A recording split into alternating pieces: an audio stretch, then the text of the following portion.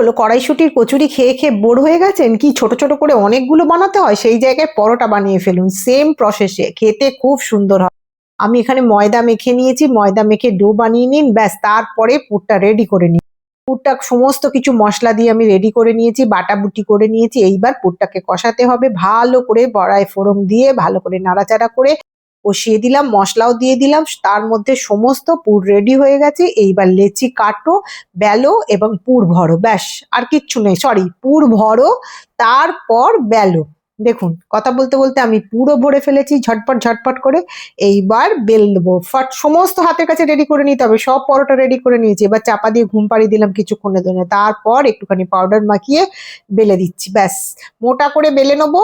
বেলে নিয়ে গরম তাওয়ার উপর এদেরকে ছাকা ছাক ছেড়ে দিয়ে এপিট ওপিট উল্টে দিয়ে ভালো করে সেঁকে নেবো। এর সঙ্গে আলুর দম তো ফাটাফাটি যাবে। এছাড়াও আপনারা পনিরের তরকারি দিয়েও খেতে পারেন, শুধু আলুর তরকারি দিয়েও খেতে পারেন। আমার আলুর দমের রেসিপিটা দেওয়া আছে, চাইলে খুব সহজে নিরামিষ আলুর দমটাও বানিয়ে নিতে পারেন। দেখুন লাল মচমচে করে পরোটা ভেজে নিয়েছি এপিট এপিট করে, আর একটাও ভেজে দেখিয়ে দিলাম, যান তাড়াতাড়ি করে ফেলুন।